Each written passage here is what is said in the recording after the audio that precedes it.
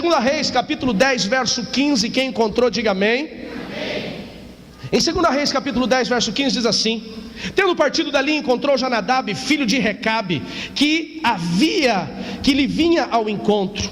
Jeu então saudou a Jonadab e lhe perguntou: tu tens sincero coração para comigo, como eu tenho para contigo? E respondeu Jonadab: tenho. Então Jeu lhe disse: dá-me a tua mão. E Jonadab lhe deu a mão, e Jeu lhe fez subir consigo em seu carro. Eu quero ler aquela parte que diz assim: tu tens coração sincero para comigo, como eu tenho contigo? E respondeu Jonadab: tenho. Então ele lhe disse, então ele disse: dá-me a tua mão. E Jonadab lhe deu a mão, e Jeu lhe fez subir consigo no carro. Feche seus olhos, curva a sua cabeça. Santo Espírito de Deus, eu sou um homem totalmente limitado, não tenho nada para oferecer a este povo. O Senhor sabe a minha condição física, mas eu sei que Tu és um Deus poderoso, que age acima do nosso entendimento, que o Senhor vai acima de tudo aquilo que nós achamos ou podemos fazer. Então eu peço que o Senhor venha fluir neste lugar, que a Tua palavra ela seja rema, diretiva, revelada aos nossos corações, e que nesses próximos 35 minutos todos nós possamos ser impactados pelo poder do Senhor, pela direção e pela vontade do Senhor. Em nome de Jesus eu oro, e aquele que concorda diga amém. Amados, quando nós lemos essa pequena porção do texto, a gente fica imaginando o que é que pode sair desse texto. É apenas um diálogo, Pierre. Como que a gente pode tirar daqui uma revelação de Deus, Samuel? Pois eu digo, pastor Elias, que aqui tem uma das maiores revelações que eu já encontrei na minha vida na palavra do Senhor. E hoje nós vamos compreender esta palavra. Esse texto expressa a verdade de muitos corações que estão aqui. A primeira pergunta que eu quero fazer aqui: quem já foi traído por alguém que você gostava, que você tinha amizade? Levanta a sua mão. Quem já foi traído por pessoas que você colocou dentro da sua casa? Levanta a sua mão aqui. Quase todos. Quem já se frustrou com amizades? Levanta a sua mão aqui. Pois essa palavra é para você. Se você, assim como eu, já se decepcionou com pessoas, hoje Deus vai responder o porquê que as pessoas nos frustram e porquê que muitas amizades e relacionamentos nossos fracassam. O texto que nós lemos aqui, amados, para a gente poder compreender, fala de um homem chamado Jeu. Jeu, ele era um capitão do exército de Israel, mas quando chamamos de capitão, nós muitas vezes mensuramos. Eu tenho hoje um militar da aeronáutica. Qual é a tua patente lá, Julião? Primeiro sargento, né? Então a visão que nós temos, né, pelo nosso conhecimento militar, o capitão ele tem um nível, né? Mas existem outros níveis acima dele, né? Depois do capitão vem o major, depois do major, tenente-coronel, e aí vai até coronel. Mas quando nós avaliamos, amados, segundo o contexto bíblico, nós vamos compreender que Jeu ele não era apenas um capitão de nível que nós conhecemos nas patentes, né, do exército brasileiro, mas ele era chamado de capitão, mas ele era um general. A teologia, aliás, os historiadores, né, eles contam que no mundo antigo, e principalmente no exército de Israel, Rodrigo, existiam alguns, e Joabe nos mostra exatamente, exemplifica exatamente isso, que existia dentro do exército, dentro da liderança do exército, algumas patentes de generais, que eram generais de grupos grandes, que eles comandavam grandes exércitos, e dentro desses, acima desses, existia um general que era chamado em algumas versões da Bíblia de príncipe do exército. Acredita-se que ou Jeu ele era um general, ou ele talvez era um desses príncipes do exército. A Bíblia diz que, compreendendo o contexto de 2 Reis capítulo 9, que Deus fala com o profeta Eliseu e diz assim: Eliseu, vai até Jeu e unge ele como rei de Israel. Agora volta comigo aqui. Eu falei que ele era capitão de qual exército? Cadê vocês? De qual exército? Ele era capitão, general do exército de Israel. Se ele era general do exército de Israel, significa que tinha um rei acima dele, sim ou não? Mas Deus levanta um profeta para ir até o general e diz assim: você será rei no lugar dele. Me ajuda lá, gente.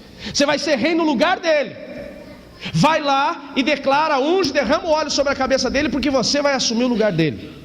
É claro que Eliseu era um homem muito sábio na direção do Espírito Santo.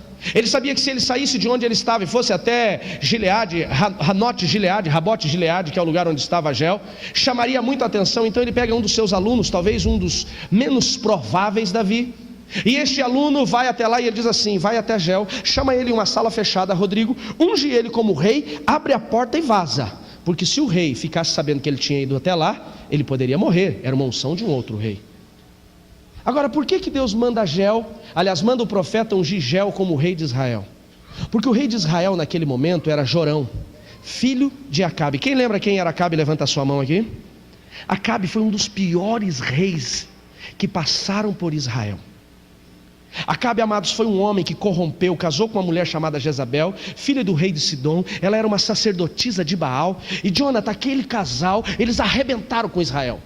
A Bíblia diz, Jean, que Deus, indignado pela forma que Jezabel convencia o povo de Israel do poder de Baal, um deus pagão de D minúsculo, Deus fez ficar 3 anos e meio em seca aquela terra. Conhecemos bem a história. O profeta Elias vai lá, confronta, fica 3 anos e meio sem chover. Depois ele leva o povo a uma exaltação de tomar posições. Então Deus manda chuva.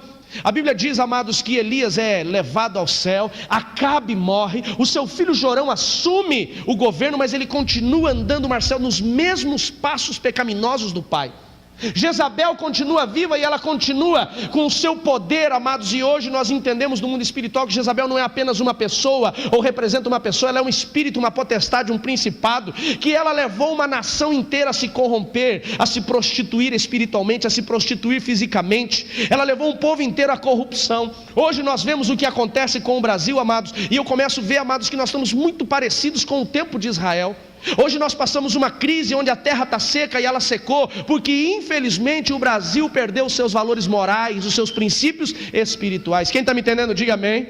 Mas vamos voltar à história. Aquela mulher, ela continuava governando espiritualmente aquela nação. Aquela mulher continuava com um templo de Baal, governando a parte espiritual daquele povo. Então Deus, ele se cansou daquela condição, e ele falou para Eliseu, unge Geu no lugar de Jorão, filho de Acabe de Jezabel, e ele tem que exterminar toda a família.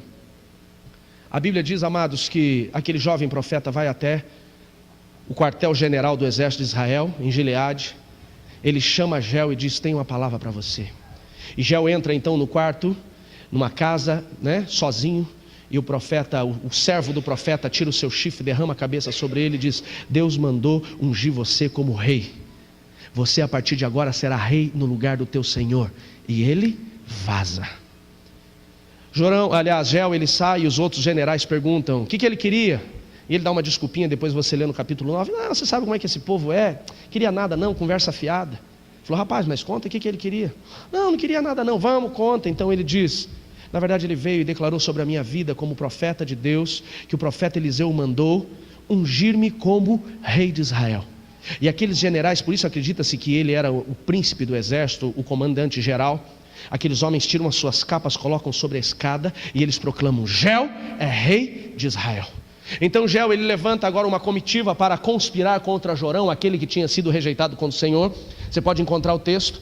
E a Bíblia diz que eles vão ao encontro de Jorão, que estava separado em um dos seus palácios, se recuperando de uma batalha que ele estava ferido contra o rei da Síria. E quando Geu está chegando, Jorão vê aquela comitiva do exército de Israel vindo e manda então um mensageiro perguntando, você vem para a paz? E ele diz, não me incomode, vai para trás do exército. E aquele rapaz vai.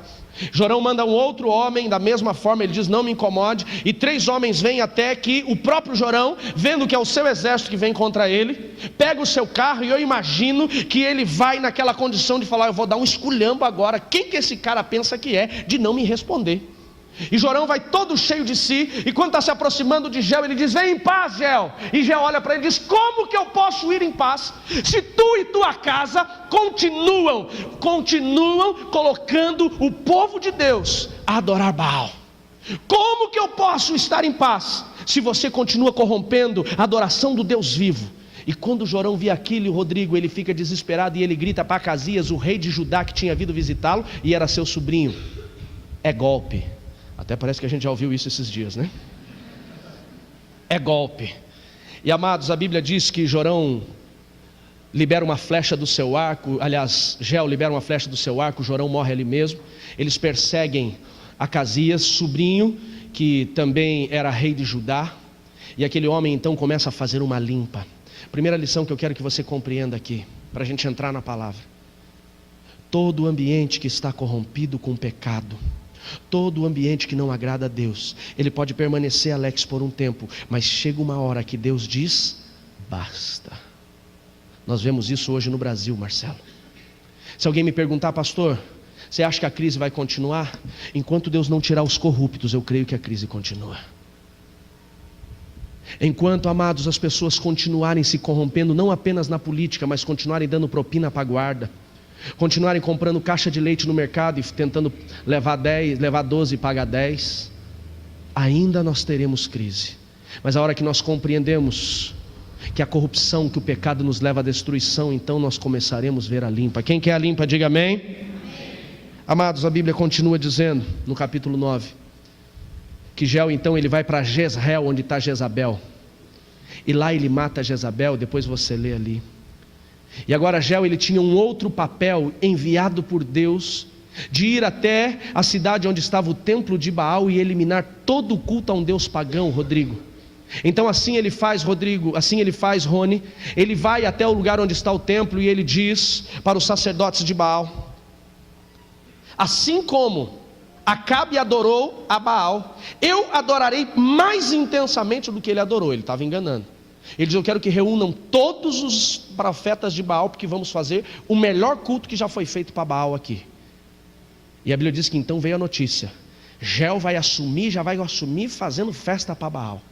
Quando ele está indo, Jonathan, ao culto para exterminar os profetas, ele encontra Jonadab. Jonadab, ele não é um cara que a gente encontra muito na Bíblia, a sua história. Jonadab, filho deixa eu lembrar aqui o texto Jesus, onde está aqui? De Recabe. Depois nós encontramos os filhos de Recabitas lá em Jeremias, quando Deus manda Jeremias chamar os filhos dos Recabitas e oferecer vinho para eles, e eles dizem assim: nosso pai Jonadab, o filho do Recabita, disse que não deveríamos beber. Depois você olha lá, se não me engano, no capítulo 35.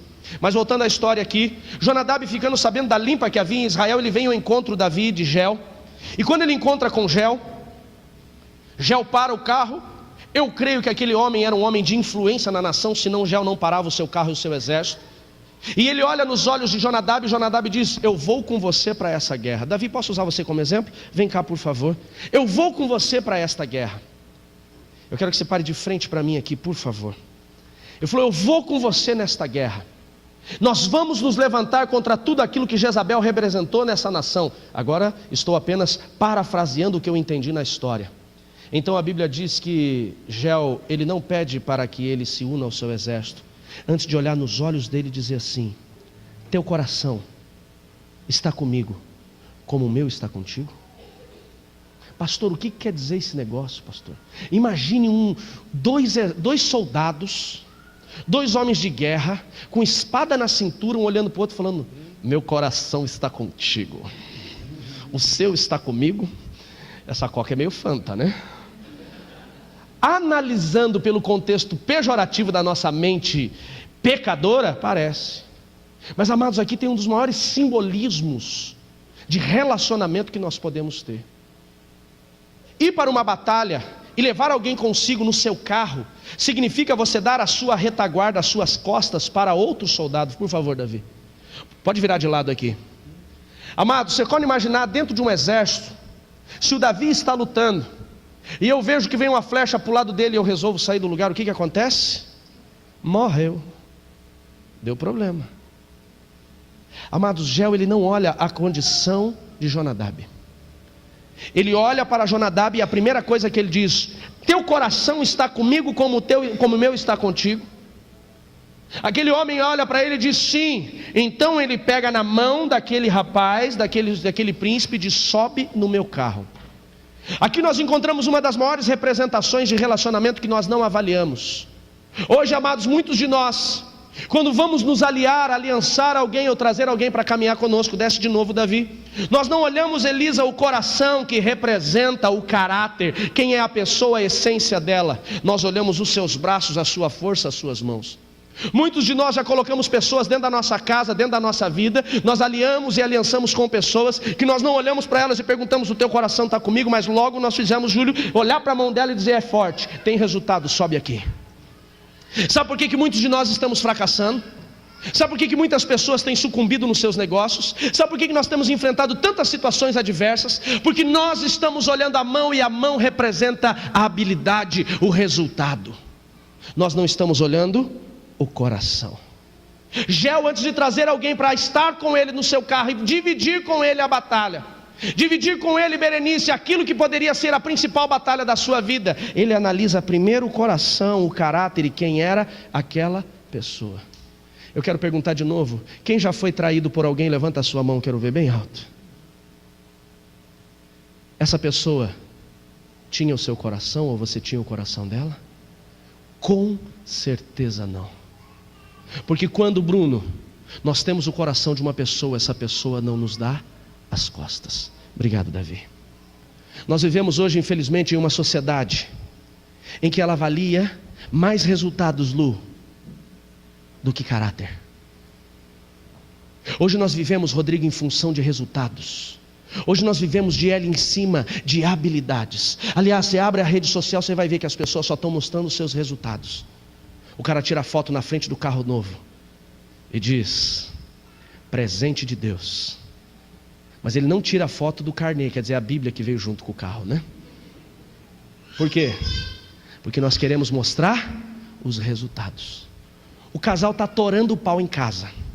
Faz uma semana que eles não conversam. Aí eles fazem uma selfie e ela diz: hashtag amor da minha vida. Quando ela tira a foto, ela fecha a cara, vai para o seu canto. Nós vivemos de resultados. Nós não vivemos, Vanessa, de caráter. Esse é o grande problema da nossa sociedade. Esse é o problema de muitos de nós, e por isso que nós temos fracassado. Lá no YouTube você vai acessar essa semana as duas faces do homem, e você vai encontrar essa mensagem. Porque, amados, por mais que seja mão e coração, existem duas faces no ser humano: a habilidade, o resultado, ou o caráter. Qual nós temos escolhido? Ou Robson, mais do que nós temos escolhido nas pessoas, o que nós temos oferecido para as pessoas? Habilidades ou caráter? A mão representa a habilidade, o coração representa o caráter. Hoje, infelizmente, Júlio, nós encontramos pessoas que elas estão, Rose, avaliando apenas habilidades na hora de casar. Quem é solteiro ainda, levanta a sua mão. Ah, meu Deus do céu, pelo amor de Deus, desse jeito vai continuar encalhado. Que isso? Ô, pastor profetizando em cima do altar, os caras vão levantar as duas mãos agora. Quem é solteiro aí, levanta a sua mão. Olha só que coisa bonita. Meu amado, você que não casou ainda, não escolha pela aparência, não escolha pela habilidade, não escolha pelos resultados, porque você vai se frustrar. Sabe por que muitas pessoas fracassam no casamento? Porque elas avaliam a aparência, resultados, habilidades. E quando você olha apenas a aparência, o resultado e a habilidade, você fracassa. Nós encontramos a história na Bíblia Sagrada em 1 Samuel capítulo 16. Saul, ele desagradou a Deus, Márcio. Deus abominou Saul e diz para Samuel: vai e unge um filho de Jessé como rei no lugar de Saul, que eu estou por aqui com ele. ênfase minha. A Bíblia diz que o profeta Samuel pega o chifre, o azeite, toca para a casa de Jessé. Quando ele chega na casa de Jessé, amados, uma das maiores, para mim, pastor Elias, a maior autoridade de Israel, porque é aquele que ungia rei, é a autoridade. Chega na casa de Jessé, amados, é festa, feriado. Acredita-se até que era o tempo de Yom Kippur, né, o dia do arrependimento. Então ele faz uma janta para receber o profeta.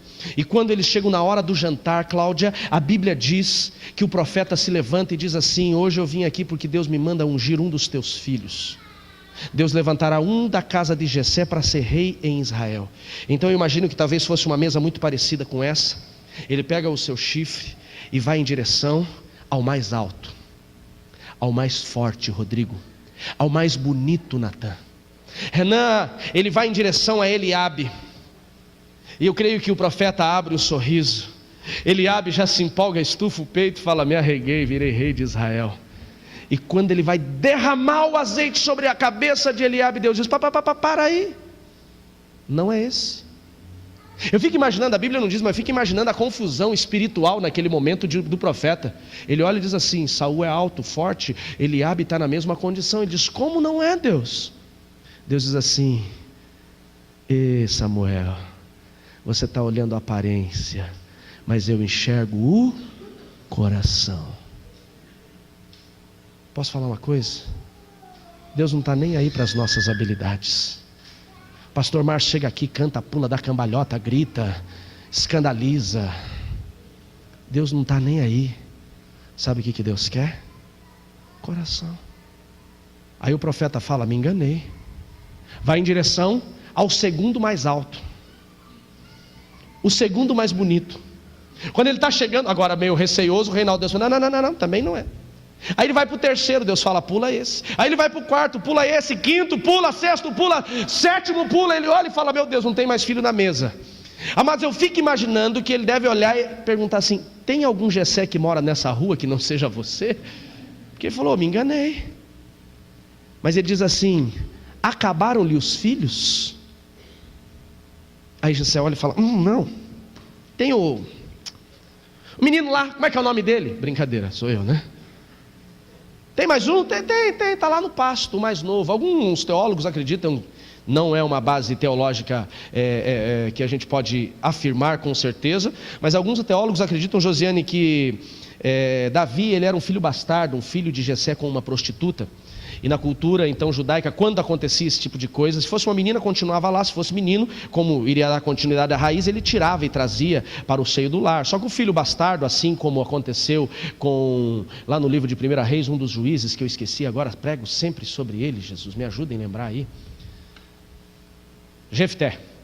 Assim como Jefté, ele era rejeitado, por isso que estava imagine, uma festa, autoridade na casa, e ele não estava em casa. Então a Bíblia diz que Samuel diz para Jessé: manda buscar, que ninguém vai tocar no frango assado sem ele chegar. Ninguém passa a faca na picanha. Essa hora falar de comida também não dá certo, né? Enquanto ele não chegar. E a Bíblia diz, Anderson, que eles mandam trazer Samuel. E Samuel, amados, deve vir cheirando esterco, fedendo esterco de ovelha, suado. Davi vem fedendo esterco de ovelha, suado, imagine, no meio do pasto, correndo. Papai mandou te chamar. O que vem passando para a cabeça dele? O que eu fiz dessa vez? Daí o profeta está lá, o que ele quer comigo? E quando ele chega, talvez esbaforido, ênfase minha de novo, cansado, suado, fedido.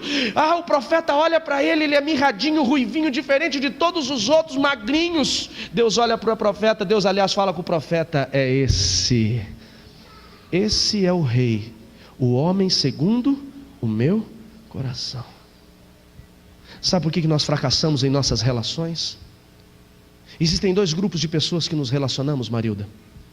Aqueles que nós temos que ter relacionamento diário, colegas de trabalho, vizinhos, colegas que nós temos amizades superficiais, com quem você vai ter aliança. Essas pessoas não escolha por causa de habilidades ou de resultados, não escolha por causa de aparência o que elas podem te oferecer, mas escolha por causa do coração. Quem está entendendo, diga amém. Amém. Quer ver outro exemplo que nós falhamos? Pessoas que fazem sociedade.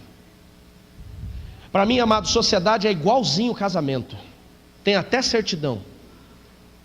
E tem muita gente que está fazendo sociedade com gente que tem habilidade, Bruno. O cara chama ele para um negócio, ele avalia o carro dele, BMW, não, ele tem resultados. A conta no banco, tá legal, imposto de renda, maneiro. O cara é bom, faz chover, ótimo, vamos ser sócio. Quantas pessoas já se associaram com pessoas que têm resultado e quebraram a cara? Eu. Quem mais aí? Levanta a mão. Cuidado com quem você faz negócios. Cuidado com as pessoas que você coloca dentro da sua casa. Porque quando você coloca uma pessoa dentro da sua casa, nem que seja para trabalhar, você está abrindo a sua intimidade para ela. Quem me entende isso, diga amém. Avalie o coração antes de você deixar alguém dentro da sua casa sozinho. Saiba quem é essa pessoa. Cuidado com quem você faz alianças. Pare de olhar as habilidades e comece a avaliar o coração. Alianças ministeriais, pastor Henrique. Quantas já fiz que eu olhei a habilidade, o cara chega na igreja e fala: uau, esse é o cara vai arrebentar. E o cara traía. O cara desonrava. Muitos relacionamentos nossos fracassaram. E muitos ainda vão fracassar. Enquanto nós ficarmos olhando o coração, enquanto olharmos a mão, a habilidade, o resultado. Gel chega, vem cá, Davi, de novo. Gel chega, vem cá, por favor. Vem cá. Geu, ele encontra Jonadab. Jonadab era o cara, amados, para mim, para ele parar o exército dele, comitiva, exército, indo para a batalha, destruir todo o templo de Baal, matar todos os profetas. Quando ele encontra Jonadab, filho de Recabe, ele para. Então deveria ser um cara respeitado, deveria ser um cara de moral, Josmar.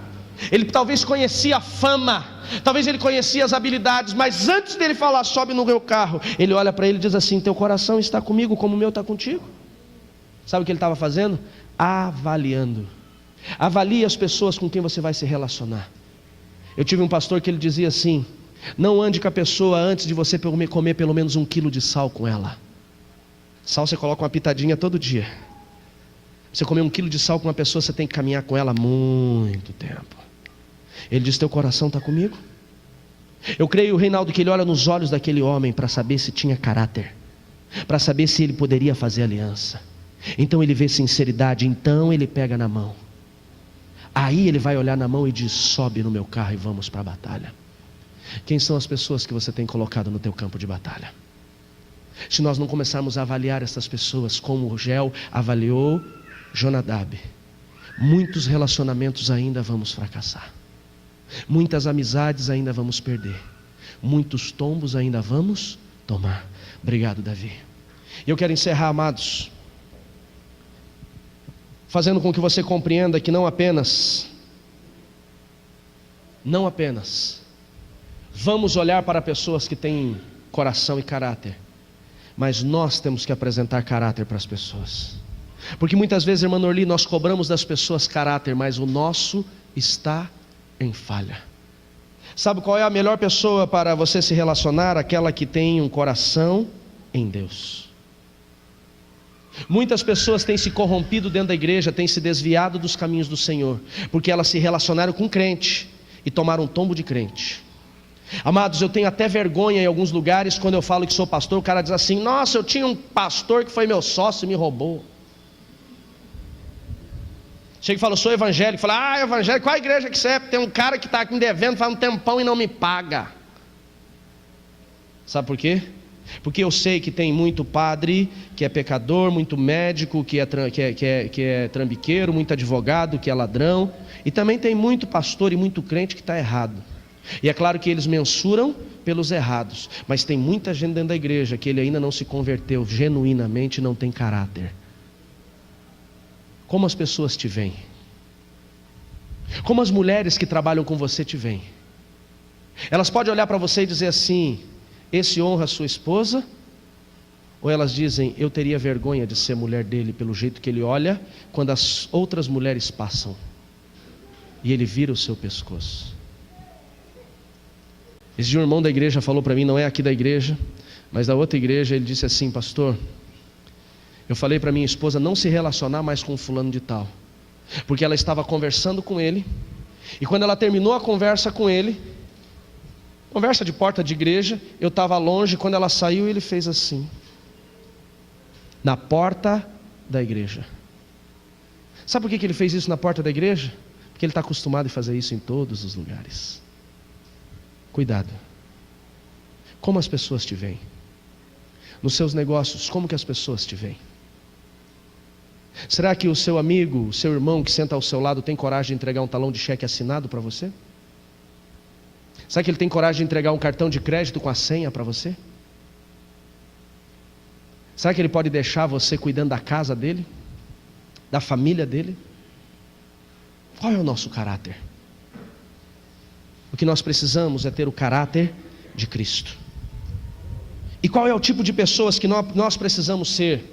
E o tipo de pessoas que nós precisamos nos relacionar? Aquelas que têm o coração segundo Deus. Diga o coração. Diga mais forte: o coração segundo Deus. Nós encontramos 2 personagens, eu encerro com essa história.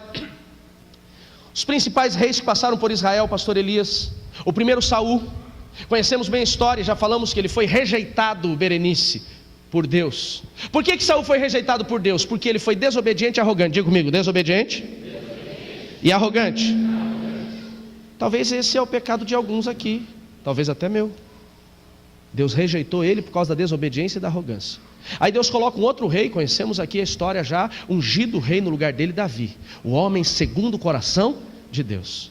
Mas Davi também pecou, Sandro. E quais foram os pecados de Davi? Um dia passeando pelos muros do seu palácio de verão, e ele vê uma mulher tomando banho, e ele volta e fala: uau, olha a quebradinha de pescoço. E ele dá uma cutucada no servo dele e fala: rapaz, quem é a gata?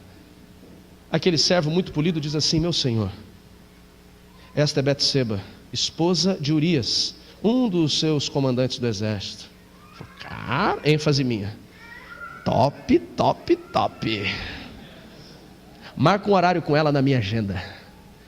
Aquele rapaz talvez até tentou questionar e falar: mas meu senhor, ela é casada, não te perguntei, marca um horário comigo. Conhecemos bem a história. Ele comete o adultério com a esposa daquele homem. Por cometer o adultério com ela, ele manda o homem vir da guerra para poder esconder uma gravidez que foi gerada. Não consegue. E ele manda matar Urias, o marido dela. Quais foram os pecados de Saul?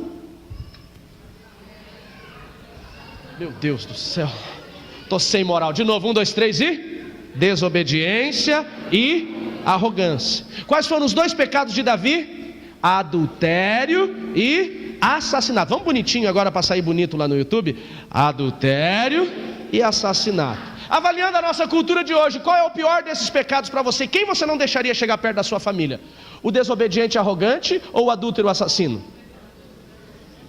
O sangue de Jesus tem poder. Um adúltero perto da minha mulher? Tá maluco. Bem que eu confio na minha mulher, ela pode ficar com o pior pecador, mas que ela não dá mole, eu tenho certeza disso. Mas a gente não quer facilitar, né, um coração malvado, né? Não por ela, mas pelo malvadão. Agora eu te pergunto, qual que tem o título homem segundo o coração de Deus? O adúltero assassino. Como é que Deus pode dizer que ama o adúltero assassino? Porque o primeiro, arrogante e desobediente, que para nós são pecados leves, ele não se arrependeu. O segundo, ensinável. Se você quiser, anota aí no seu celular, na sua agenda, no seu caderno. Quais são os tipos de pessoas que nós temos que nos relacionar? Número 1, pessoas que têm um coração segundo Deus, Júlio, que são pessoas ensináveis. Sabe quem são as pessoas que você deixa entrar dentro da sua casa, que você traz para a aliança contigo? Pessoas que você deixa ter intimidade com o Senhor contigo? São aquelas pessoas que agradam ao Senhor com um coração que é ensinável. Pastor, o que é um coração ensinável? É aquela pessoa que está disposta a aprender, que ela permite ser ensinada de uma maneira correta. É aquela pessoa que não acha que sabe tudo, Jean. É aquela pessoa que você chega para ele e fala assim: meu amigo, sou seu amigo, gosto de você, eu quero te ajudar no negócio. Você falou um negócio que não é legal. E ele diz assim: toda vez que eu fizer isso, me ajuda. Segunda pessoa que é um coração segundo o coração de Deus, e você pode se relacionar, e você deve ser uma pessoa tratável. Pastor, quem é uma pessoa tratável? É aquela que se permite ser confrontada. Quem gosta de ser confrontado? Ninguém. Mas o confronto é a melhor forma da gente mudar. Hoje você está sendo confrontado. Hoje você está avaliando as amizades que te traíram. Agora eu quero pensar quantas você traiu. Será que, amados, nós gostamos de confronto? Amados, a pessoa que mais me confronta na minha vida é aquela que eu durmo do lado dela todos os dias, é a minha esposa. Essa mulher me confronta. E Jeová, dá-me paciência quando ela me confronta. Sabe por que eu fico na neura quando ela me confronta? Porque ela está certa. A pior parte de você ser confrontado é quando ela está certa. Quando o confronto está certo. E ela diz assim: não haja desse jeito. Eu estufo o peito e falo: eu sou o pastor, o cabeça da casa. Ela disse: é o pastor, o cabeça da casa, mas continua errado. Quem é homem macho aqui, diga amém. Amém. Esse amém pode ser melhor. Quem é macho, diga amém. Amém. Ouça a sua esposa, meu irmão. Tem duas coisas que a mulher ela pode gerar em nossas vidas. Número 1, ela é boca de Deus, Rodrigão. Nossas mulheres muitas vezes são boca de Deus. Ela diz para você: não vá, você vai e quebra a cara. Ela diz: não faça, você faz e se arrebenta. Ela diz: não tem essa amizade, você tem e depois se arrepende. E se ela não for boca de Deus, no mínimo, se você fizer e você errar, ela vai olhar e falar: eu te avisei. Eu não sei o qual deles é mais confrontador, mas eu ainda prefiro que ela seja boca de Deus. Porque passa 10 anos, irmã Norli, ela está dizendo: lembra que eu te falei? O tratável é aquele que aceita o confronto. E eu vou dizer uma coisa: quando você é confrontado, Você precisa da terceira qualidade, um coração humilde e quebrantado, Eliane. É quando você é confrontado, você abaixa a sua cabeça e diz: me perdoe, você está certo, eu vou mudar. Sabe por que Saul foi rejeitado?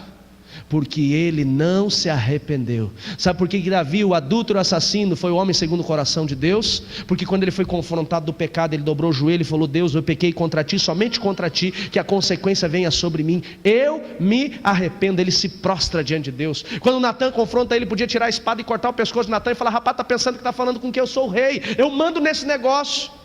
Mas ele abaixou a cabeça e reconheceu o seu erro. O primeiro ensinava, o segundo tratava, o terceiro humilde. A Bíblia diz que o Senhor, Ele rejeita o soberbo, Ele não suporta o soberbo, mas Ele dá graça ao humilde. Quem é humilde, diga amém. Amém. Seja humilde, meu irmão. A humildade vai te levar a lugares longes, a arrogância vai te levar apenas a um lugar, a queda. E o terceiro, um coração que se rende a Deus. Eu tenho aprendido uma coisa, Alex: eu não quero me aliançar com quem não tem Deus na sua vida. Eu não quero andar com pessoas que não servem a Deus da forma que eu sirvo. Eu posso ter amizade, relacionamento superficial, mas na minha intimidade eu quero gente que tenha profundidade com Deus. Porque se o cara ama a Deus, dificilmente ele vai me trair. Agora, se ele é superficial com Deus, pastor Henrique, com certeza ele vai me trair. Sabe por que tem muita gente hoje que está acabando com o casamento? Porque ele começou a andar com gente que não é sensível ao Espírito Santo, que não tem o coração com Deus. E quando alguma mulher deu moral para ele, ele falou: rapaz, pega, tua mulher não vai saber. Cuidado com quem você tem andado. Lá na empresa tem uma propina, um negocinho, fala: vamos dividir aqui, ninguém está sabendo. Cuidado. Ou você é luz ou você é trevas. Não existe meia luz. Meia luz só carro que tem, meu irmão, mais ninguém. Ou você é ou você não é. E seja uma pessoa que tem sensibilidade ao Espírito Santo.